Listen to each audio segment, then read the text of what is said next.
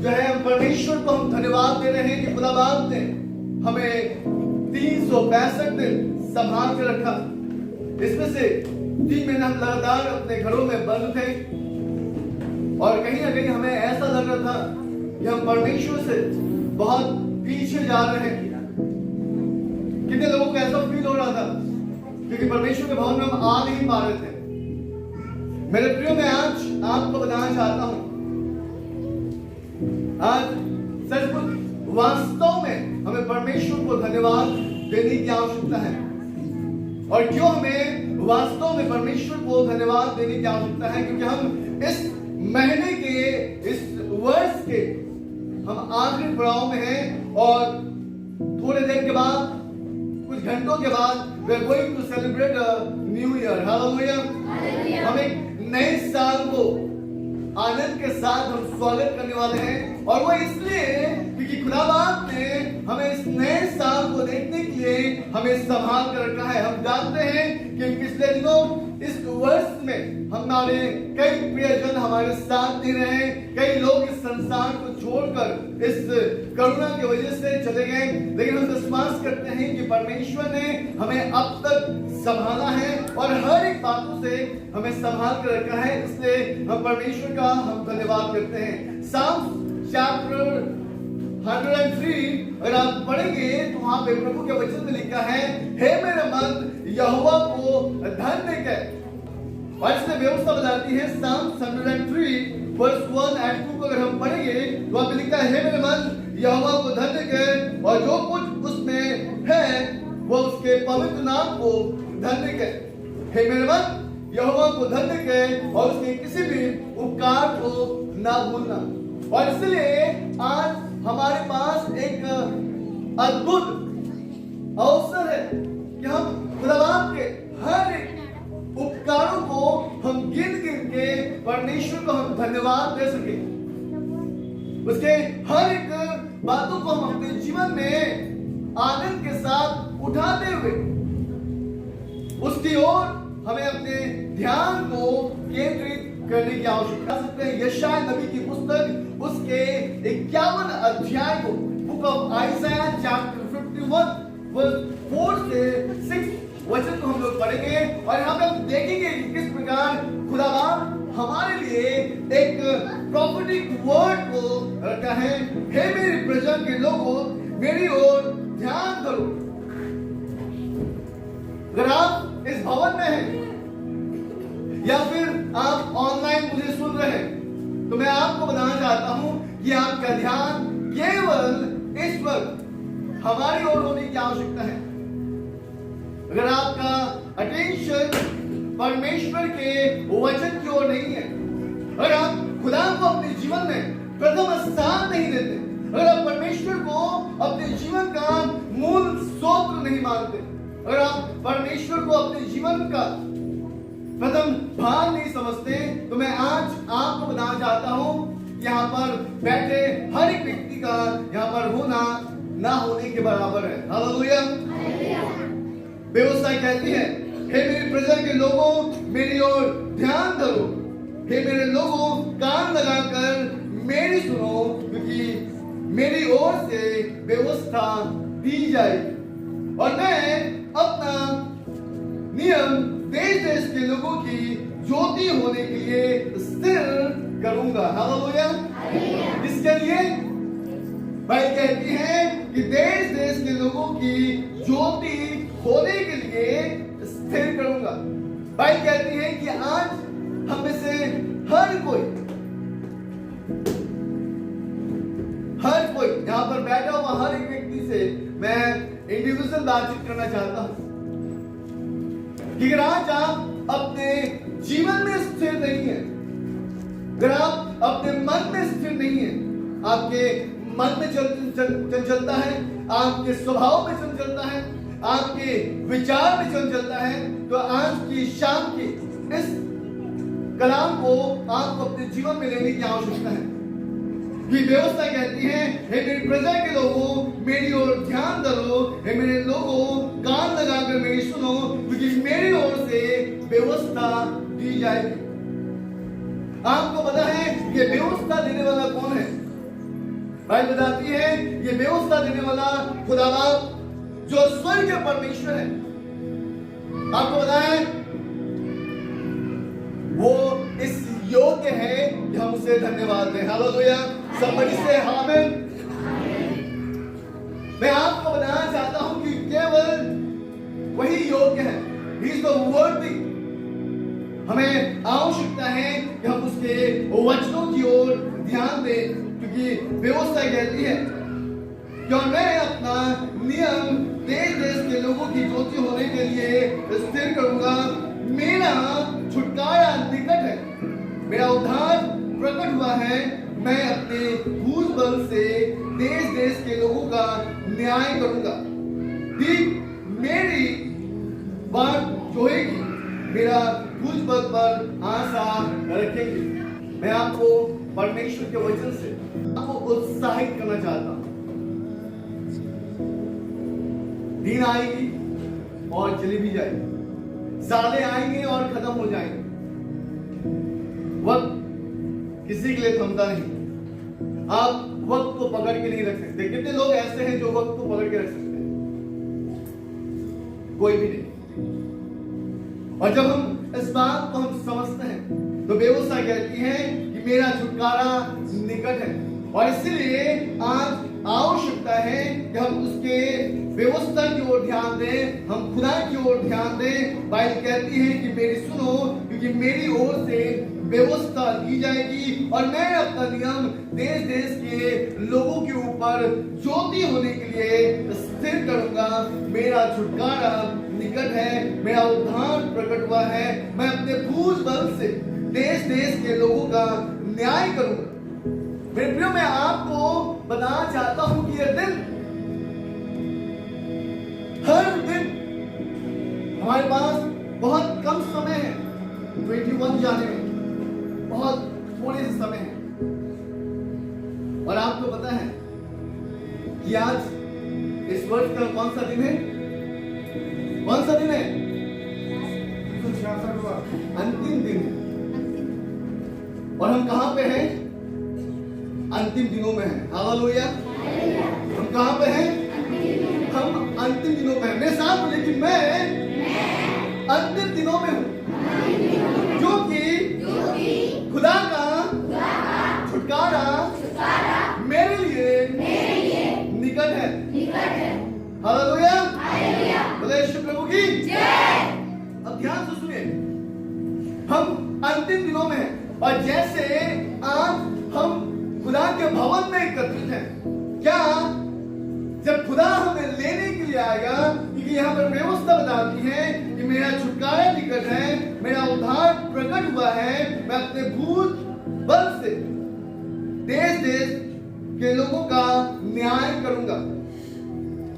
ठीक मेरी बात जो होगी, और मेरा भुज बल पर आशा रखेगी। आकाश की ओर अपनी आंखें उठाओ और पृथ्वी की ओर निहारो, क्योंकि आकाश धुएं के समान लोप हो जाएगा और पृथ्वी कपड़े के समान पुरानी हो जाएगी, और उसके रहने वाले यूं ही जाते रहेंगे।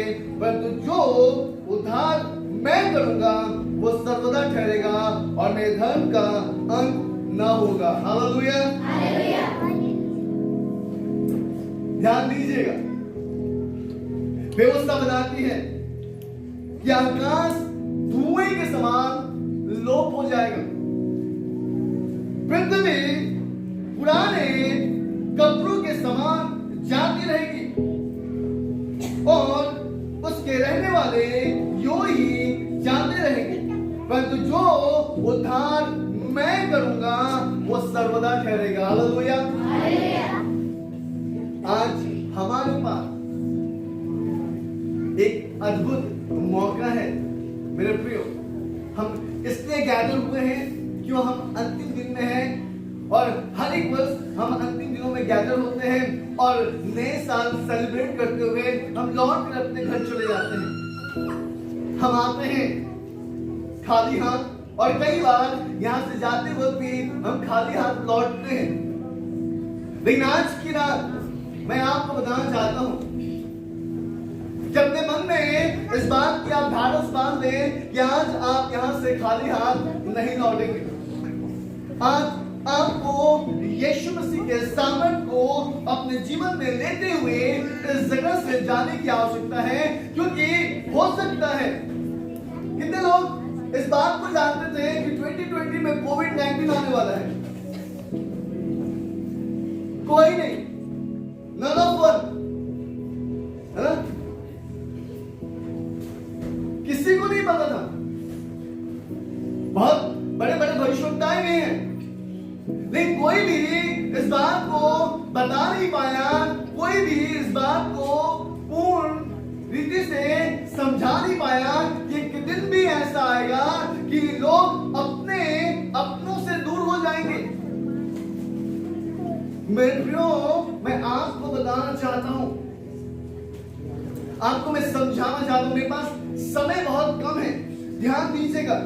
व्यवस्था बताती है, यीशु मसीह कहते हैं कि जो उद्धार मैं करूंगा वो सर्वदा बनी रहेगी, क्योंकि आकाश तो धुएं के समान लोप हो जाएगा और पृथ्वी कपड़े के समान पुरानी होती चली जाएगी, और जो उस पर जो लोग रहेंगे, व्यवस्था बताती है, वहां पर लिखा है कि वो जाते रहेंगे, परंतु जो उद्धार मैं करूंगा वो सर्वदा बना रहेगा।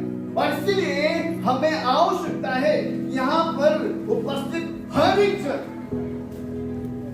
यहाँ पे आए हुए हर एक जन के बारे में मैं आपको बताना चाहता हूँ कि आपको यीशु मसीह को थामने की आवश्यकता है। हालेलुया। कितने लोग हैं जो यीशु मसीह को आज की रात थामना चाहते हैं? क्योंकि मैं आपको बताना चाहता हूँ कि अगर आपने यीशु मसीह को थाम लिया, 2020 जैसे अगर 1000 साल भी आ गए तो भी आप बहुत आराम से काट सकते हैं। हालेलुया। लेकिन हम विश्वास करते हैं कि खुदाबाप यीशु मसीह इस 2021 में कुछ अद्भुत दर्शनों के साथ हमें आगे बढ़ाएगा, और जिसके द्वारा परमेश्वर की महिमा होने पाएगी। आइए मेरे साथ निकालिएगा यूदा की पत्री, उसका 1 अध्याय और उसका 20 बात सब लोग पढ़ेंगे। मेरे साथ निकाल सकते बुक ऑफ जूड चैप्टर 1 वर्स 20। पर हे प्रियो, तुम अपने अति पवित्र विश्वास में उन्नति करते हुए और आत्मा में प्रार्थना करते हुए और अपने आप को परमेश्वर के प्रेम में बनाए रखो, और अनंत जीवन के लिए हमारे प्रभु यीशु मसीह की दया की बात जोहते रहो। व्यवस्था कहती है कि क्योंकि वो अपने बूझ बल के द्वारा हमारा न्याय करेगा। आकाश जो है वह धुएं के समान चली जाएगी, और पृथ्वी जो है वो पुराने वस्तु के समान जाता रहेगा, और जो उस पर मनुष्य है वो जाते रहेंगे। लेकिन व्यवस्था कहती है कि जो मेरे साथ बना रहेगा और जो उद्धार मैं करूंगा वो सर्वदा बना रहेगा। आज की शाम मैं आपको परमेश्वर के वचन से उत्साहित करना चाहता हूं और बताना चाहता हूं कि बाइबल कहती है कि जो यीशु मसीह पर विश्वास करते हैं वो नाश ना होते हैं, परंतु वो अनंत जीवन को प्राप्त करते हैं। व्यवस्था कहती है, जब आप योना सुसमाचार उसके 3रे अध्याय उसके अंतिम भाग को आप पढ़ेंगे तो वहां पर लिखा है कि जिसके पास पुत्र है उसके पास जीवन है, और जिसके पास पुत्र नहीं वो जीवन को नहीं देखेगा, बल्कि परमेश्वर का क्रोध भी उसके ऊपर प्रकट होगा। मैं आपको बताना चाहता हूं, परमेश्वर के वचन से उत्साहित करना चाहता हूं। इस वर्ष हजारों नहीं लेकिन लाखों की संख्या में लोगों ने अंधकार को ग्रहण किया है। लाखों की संख्या में लोग मृत्यु पे सो गए हैं। आज की शाम हमारे पास एक अद्भुत मौका है। आज की शाम हमारे पास एक मौका है कि हम उस खुदा बाप के भुजबल के पास हम आए और उसके उद्धार को अपने जीवन में हम ग्रहण करें। व्यवस्था कहती है यूदा की पत्री उसके 1 अध्याय उसके 20वें वचन में, पर हे प्रियो, तुम अपने अति पवित्र विश्वास में विश्वास में उन्नति करते हुए और पवित्र आत्मा में प्रार्थना करते हुए और अपने आप को परमेश्वर के प्रेम में बनाए रखो और अनंत जीवन के लिए हमारे प्रभु यीशु मसीह की दया की वाट जोहते रहो। लगातार हमें प्रभु यीशु मसीह की वाट जोहने की आवश्यकता है, उसकी ओर रखने की आवश्यकता है। क्योंकि मैं आज आपको बताना चाहता हूं, अगर आप ध्यान देंगे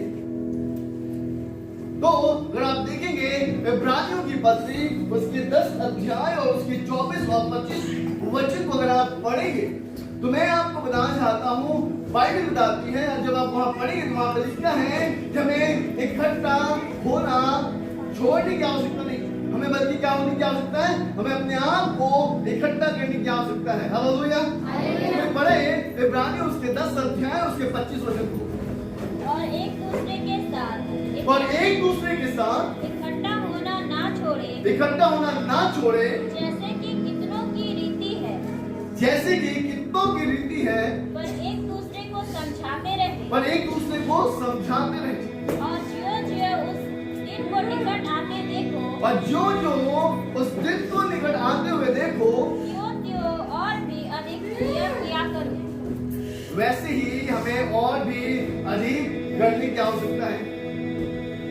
हम हर शाम को यहाँ इकट्ठे होते हैं क्या?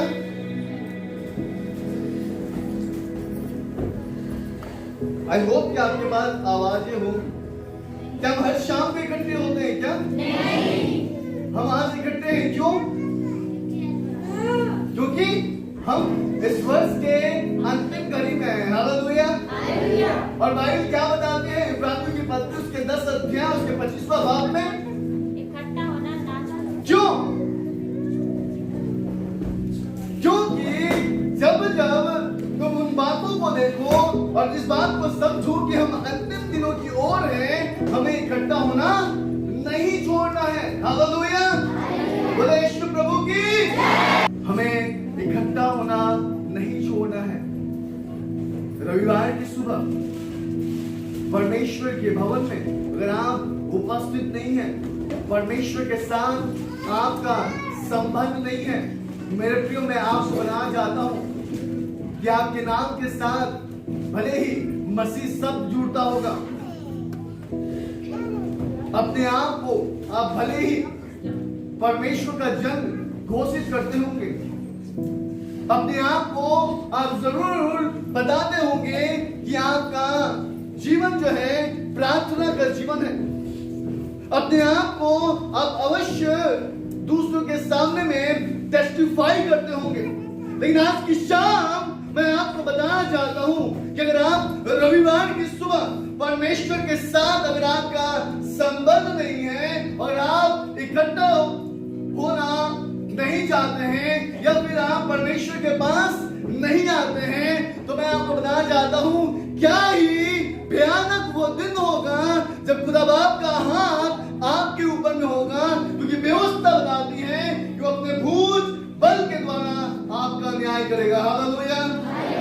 व्यवस्था कहती है कि मेरा उद्धार निकट है, और इसलिए यूदा की पत्री उसका 1 अध्याय उसका 20 वचन कहता है हमें आवश्यकता है कि हम प्रभु यीशु मसीह की दया की वाट जोहते रहे। क्यों?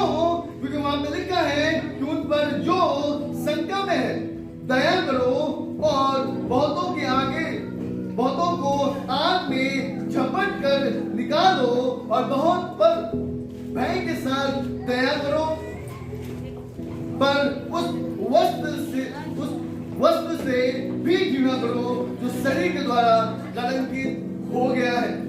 अब जो तुम्हें ठोकर खाने से बचा सकता है और अपनी महिमा की भरपूरी के सामने मगन और निर्दोष करके खड़ा कर सकता है, उसे एकमात्र परमेश्वर हमारे उद्धारकर्ता की महिमा और गौरव और पराक्रम और अधिकार हमारे प्रभु यीशु मसीह के द्वारा जैसे सनातन काल से है, अब भी हो और युगानुयुग रहे। आमीन।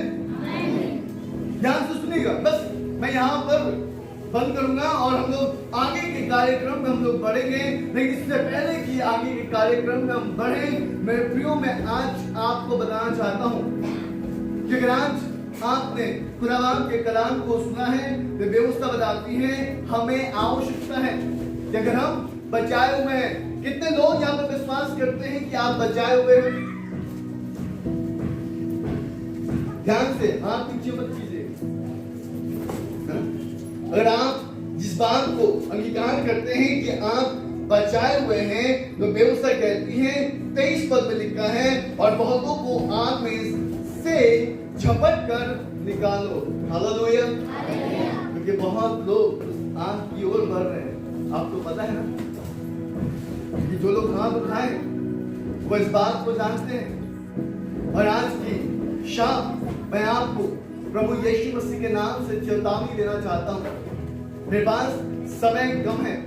हम अभी मरकुस के अध्याय में जाने वाले थे, लेकिन समय कम होने की वजह से मैं यहीं पे समाप्त करूंगा। लेकिन अगर आप पढ़ना चाहते हैं तो आप अवश्य पढ़िएगा मरकुस रचित सुसमाचार, मरकुस की अंजील और उसके 13वां अध्याय और उसके 24 वचन से 37 वचन को आप पढ़िएगा। और व्यवस्था वहां पे क्या कहती है इस विषय को आप अवश्य समझिएगा और इस विषय को अपने जीवन में अवश्य ढालिएगा। क्योंकि अगर आज आप खुदा बाप के साथ नहीं है तो याद रखिएगा आज आपको खुदा का हाथ दिखाई ना देता होगा, आज आपको खुदा बाप का हाथ समझ में नहीं आ रहा होगा। लेकिन मैं एक बात आपको बताना चाहता हूं, जिस प्रकार से हम इस अंतिम दिन को विदाई देने के लिए हम यहाँ पे एकत्रित हैं, अंतिम समय को हम अलविदा कहने के लिए, टाटा और बाय बाय कहने के लिए हम यहाँ एकत्रित हैं। मैं एक बात आपको बताना चाहता हूँ, जब हम अंतिम दिनों के लिए हम खुदा बाप के साथ एकत्रित ना होंगे तो व्यवस्था बताती है कि अपने बूझ बल के द्वारा हमारा जो न्याय करेगा। हमें आवश्यकता है कि हम लगातार उस खुदावंद यीशु मसीह की बात को जोते रहें। क्योंकि मरकुस के अध्याय में लिखा है, किसी को भी नहीं पता और ना यहाँ पर बैठे और या संसार में किसी व्यक्ति को पता है कि खुदा बाप कब यीशु मसीह को हमारे बीच में भेजेंगे। हालेलुया। ध्यान दीजिएगा, हमारे पास बस थोड़ा सा मौका है। अगर आज आप ये समझते हैं कि साल में एक बार प्रभु के साथ संगति बांधने से, एक दिन प्रभु के साथ संपर्क साधने से, एक बार प्रभु के साथ प्रेम का बहाव रखने से, एक बार लोगों के जीवन में सुसमाचार प्रचार कर देने से मैं आज आपको बताना चाहता हूं कि आप धर्मी नहीं कहलाएंगे। बाइबल कहती है ऐसे लोगों के वस्त्र जो है उनके धार्मिकता के वस्त्र मैले और चित्रे के समान है। व्यवस्था कहती है हमें लगातार प्रार्थना करने की आवश्यकता है और लगातार हमें इकट्ठे होने की आवश्यकता है, क्योंकि वचन साफ साफ कहता है कि मेरी सुनो, क्योंकि मैं ही उपदेश देने वाला हूं। और मैं आज आपको बताना चाहता हूं ये व्यवस्था जिसने दी है वो चाहता है कि उसके लोग उसके भवन में एकत्रित हो। अंतिम दिनों में अगर आप ऐसे ही इकट्ठे होंगे बिना तैयारियों के साथ, तो मैं आपको बताना चाहता हूं, आप मत्ती सुसमाचार उसके 22वें अध्याय को पढ़ेगा। वह एक व्यक्ति था जो खोज में गया और बिना तैयारी के वहां पहुंच गया और व्यवस्था बताती है कि वो वहां से निकाला गया और अंधकार के हाथों में सौंप दिया गया।